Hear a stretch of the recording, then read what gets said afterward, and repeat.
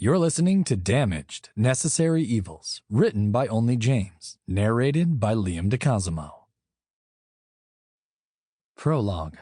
Dr. Thomas Mulvaney. Thank you for agreeing to meet with me, Dr. Mulvaney. Thomas arched a brow, studying the young woman sitting in the tattered booth across from him. Saying he agreed to meet her was a stretch. Forced would be more appropriate. The coffee shop was near deserted. People didn't want to eat in a place with sallow lighting, cracked vinyl booths, and vinyl floors that sounded like Velcro when you walked on them.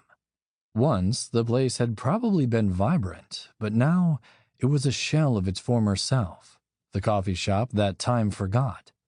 The smell of stale coffee, grease, and pancakes wasn't unpleasant, but did seem overwhelming. Outside, a vicious storm raged, condensation blotting out the windows, making the outdoors seem post-apocalyptic when lightning crashed, illuminating everything on the other side of the glass. Thunder boomed ominously, rolling towards them, before dissipating again, creating this cozy pocket of anonymity around the back booth where they sat. Thomas had thought a great deal about the kind of person who would dare to blackmail him, but never once had he imagined it would be the girl sitting across from him. She was young, but she had a wariness about her, a cynicism etched in her steely gaze that made Thomas both curious and uneasy. She dressed like any normal teenager, jeans and a Kiss t-shirt, a black unzipped sweatshirt with the hood pulled up, leaving just a heavy fringe of inky black bangs visible. She was pale, not fair-skinned, just lacking sunlight. She had husky blue eyes and a smattering of freckles across her pierced nose.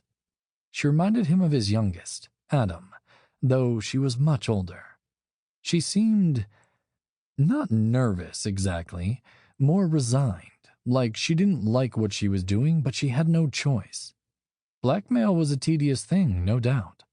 He'd expected his blackmailer to be some hulking, ghoulish figure full of malice and rage.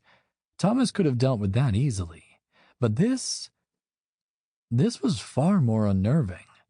There was nothing so dangerous as somebody who had nothing to lose, and she looked like she had nothing to lose. When she didn't continue, Thomas said, "What is it I can do for you?" He let the question linger, hoping she would fill in the blank, but she just stared at him until he asked, "Do you have a name?" She quirked up a well-manicured brow, a small smirk curving across full lips painted the color of dried blood. Doesn't everybody? Can you tell me yours? Sample complete. Ready to continue?